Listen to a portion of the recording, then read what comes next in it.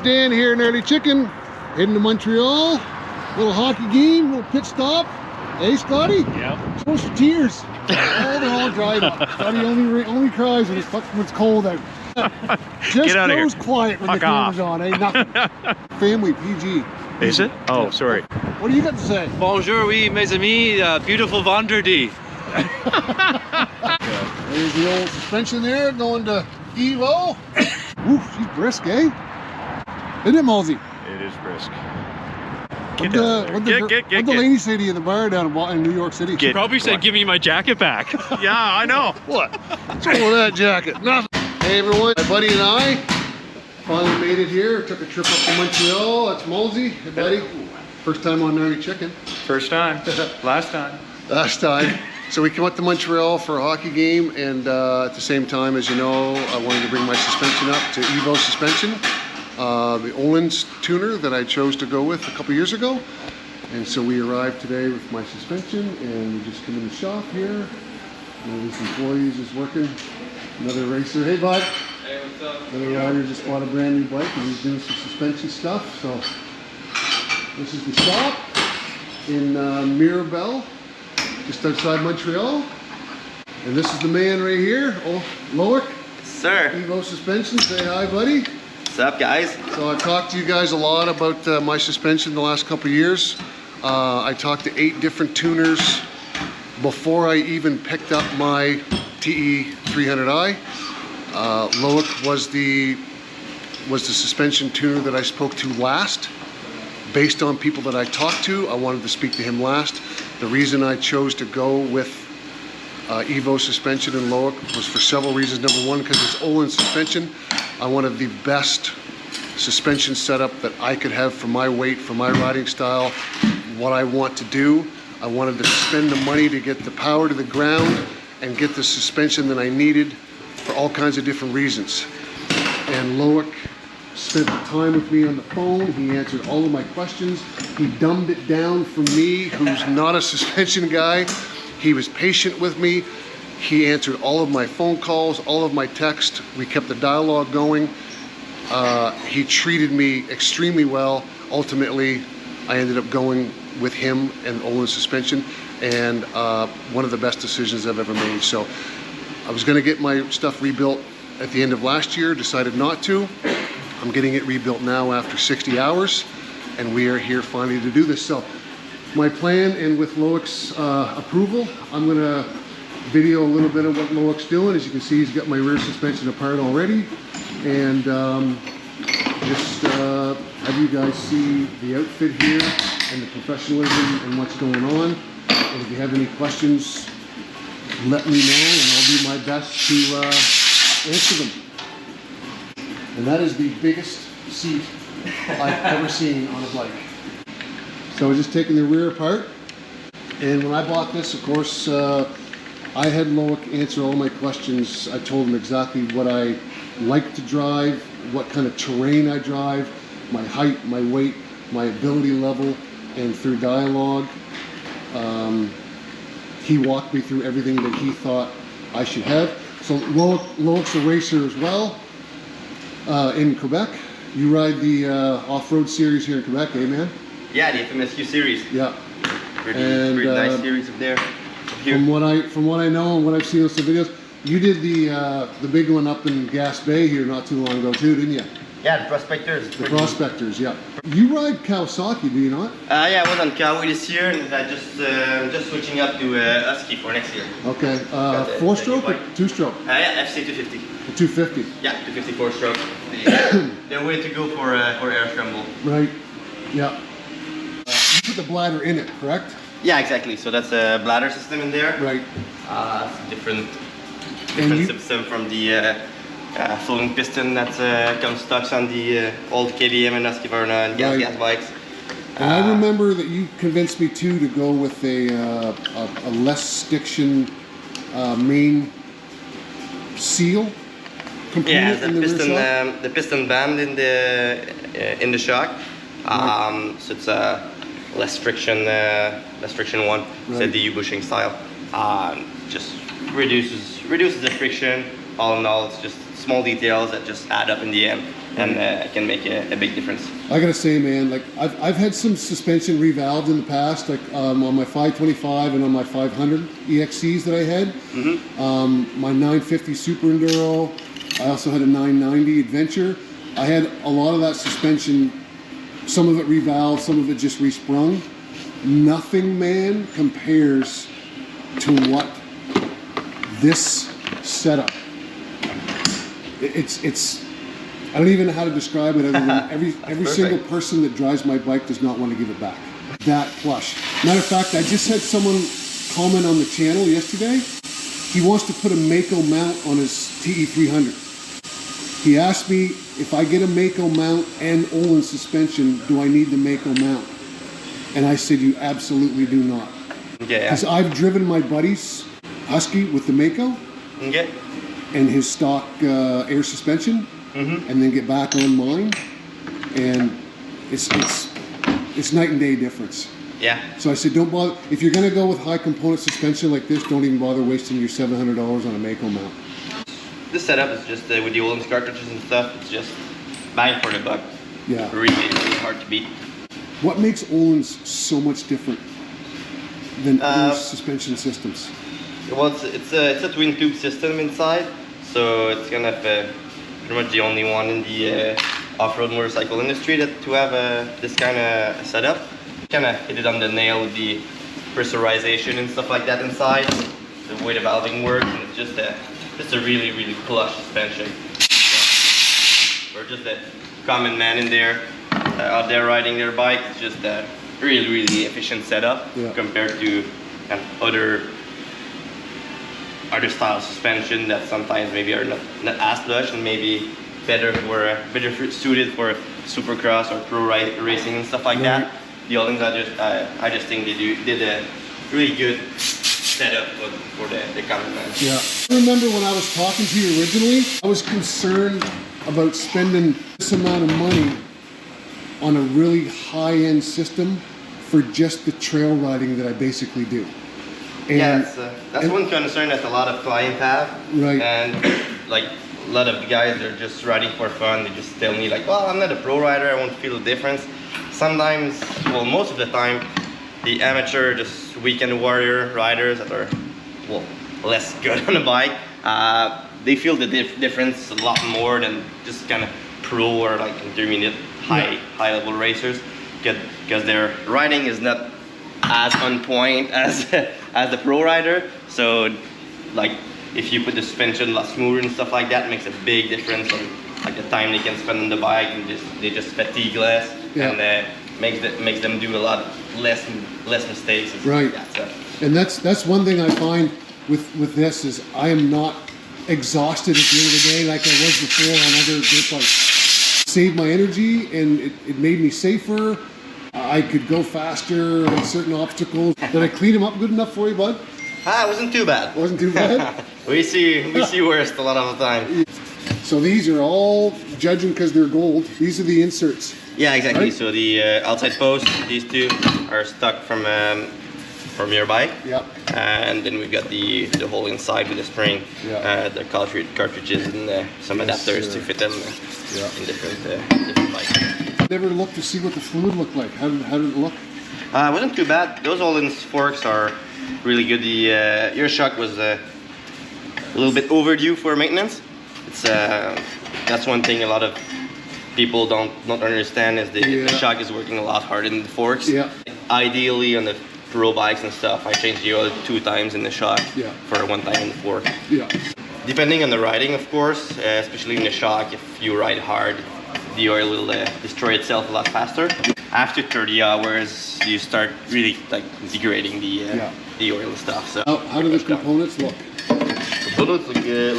Bushings look good? Bushings still look good. Even the inside, it's not worn out. So I like to not cheap out on bushing because it's kind of the client choice, and depending on the results you want. Well, that's what I tell people too. I can put them back in. I'm not like would be okay. No. But when you have Ohlins and stuff like that, and you want new bike, like like what's the with a difference of price at some point. So my plan was to just anything that it needs, Yeah, and the thing is, Absolutely. like, if you're cheap on these parts, then start to wear the Right. expensive parts, and that's something you don't want happening. So, oh, it's a big industrial So, washer. so it's just a great big, wash everything down. Yeah, it's just Sweet. a real nice investment I did. Inside. And you've got everything here in house, eh? Yeah, To replace. So that's the bladder. yeah, Oh no, that's the that's the cap. Yeah, Stopper. yeah, bump rubber. Is that part of my stock shock or is that Ohlins? That's Ohlins. That's the spring perch. Okay. So after 60 hours, the bushing is still decent? Yeah, But still decent. I'm gonna go ahead and have them replace the bushings just because everything's apart. We got them apart. Just replace everything. The fluid that came out of the front was actually pretty decent. The rear shock after 60 hours was pretty bad. It could have been done last year, so I'll keep that in mind for probably next year. Loic is putting the shock back together. I wanted to ask him about my specific shim kit that he did for me when I talked to him a few years ago. Tell everyone what you do for shim kits based on what I wanted you to do for me. Yeah, exactly. So these, that's a piston.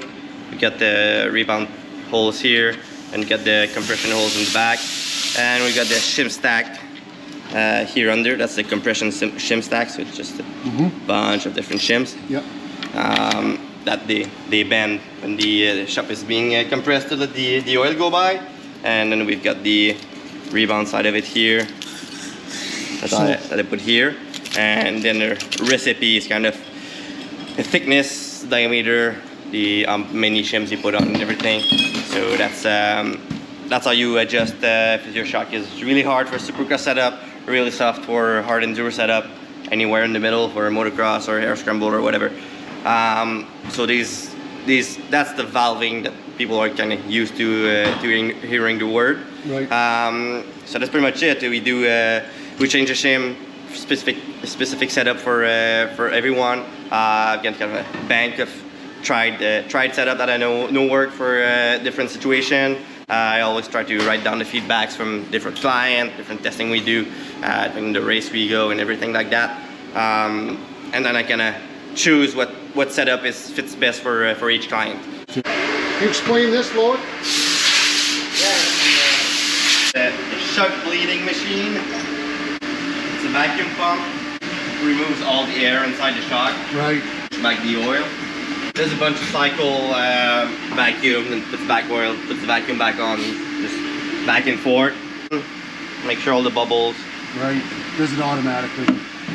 Yeah, so yeah, it's, that's one thing that's really cool about the new Laba 7 machine. That's the same company as the shock and Yeah, the suspension? My Shock Dyno, so they do a really cool product. And you can program all the cycles you want and stuff like that inside there. Make sure it saves us time and pretty much as flawless as can be. And what's the pressure of the nitrogen you put back in? Depending on the shock, 150 to 165 and stuff.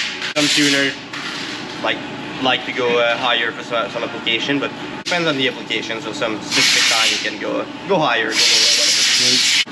I like the Motul from in the forks, and I use the Maxima in the shock. Okay. Really good oil, both of them. They feel a lot like the Ohlins oil, Right. which is really good. What other companies do you service besides Ohlins? Pretty much do it all. I've got a new deal with Princeton Works and the Out West and the MX Tech stuff. So I've got a bunch of their new cartridges and national stock and stuff from MX Tech is coming. So that's pretty cool stuff. And then I do all the KYB, Showa, Right. WP stuff, all that stuff. So, what do you have to do to become an Ohlins service rep? Like, what do they require? Well, I did the whole training at the Ohlins Service Center in Ohlins USA shop down in North Carolina or South Carolina, something like that, in the States. So I went there for the full training, make sure I've got all there with do the stuff and stuff like that, and that makes you certified service center for them. So Where's the next closest Ohlins? I don't know. Service around You'd have to check on the Ohlins website. Okay. They've got kind of the map with all the certified Right. center, authorized Ohlins center and stuff like that. So Brand new? yeah, this one's brand new from Adriani. Really nice product. So, gotta get the feeling just- for it. That's just compresses the shock so you get the rings in? Yeah, exactly like that. You can remove the shock without loosening that all the way up and stuff. So I can make sure, well, I like to remove that to clean it up anyway. Yeah. But if you're just testing or whatever, the shock is brand new or whatever reason, you can just remove the shock spring real fast and put it back on, and that's all. So Even got the pretty sweet. Ohlins colors. Yeah, oh, that's pretty, pretty sweet. What are you doing to yours? Putting the seals in. Just seals? Yep. Putting the seals in. Were they leaking? Oh no, it's just it's forks actually, steel forks. Oh, okay. We're just on his new 250? yeah, just prepping them. Right. Is that all you're doing? Just seals? What? Is that all he wants? Is just seals done, or? No, we're doing everything. I'm just Oh, okay. gonna put the Ohlins in it. Ohlins, the lighting kit in it, and all. Yeah. That's on Theo's new 250. Yep. Exactly.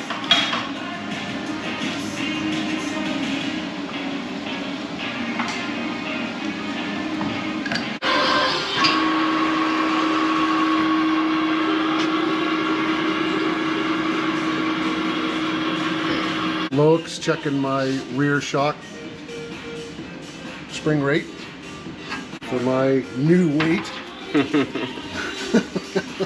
I've gained a few pounds, so I may have to go with a little stiffer shock spring. Not a problem. Easy enough to keep my old spring and change it back again if I lose a whack of weight, eh, bud? Yeah, it's pretty easy. Technology. Yeah. Exactly. You don't need to be a elite rider level to feel the Yeah. difference. You work here, eh? Yeah. Yeah. What's your name? Jean-Olivier. Jean. I'm Dan. Jean. Nice to meet Hi. you.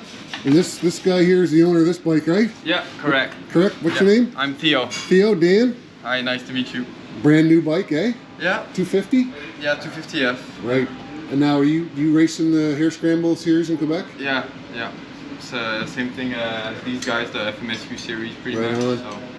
So, Do you mind being on this? No, I don't. Okay, I don't. good. Absolutely not.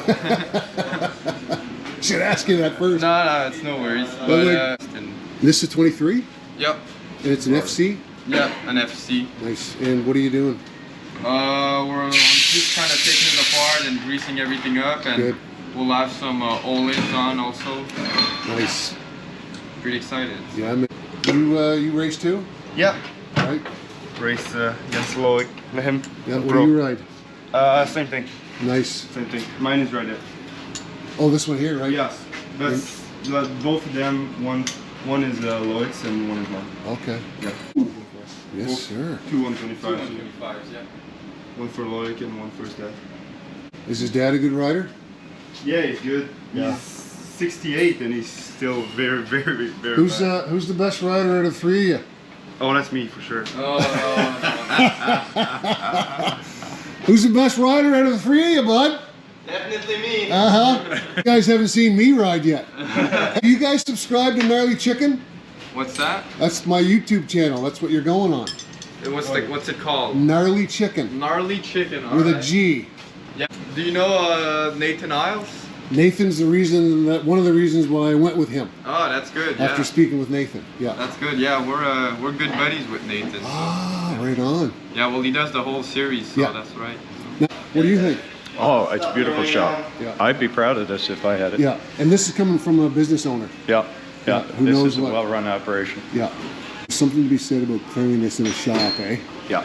Yeah, you know that they know what they're doing. Yeah. So the other nice thing about this, guys, is I was going to send my suspension up in the mail. As a matter of fact, I had it all boxed up, ready to ship to get it serviced. And then I realized, wait a minute, we're going to Montreal for a weekend, 4 of us, for a road trip.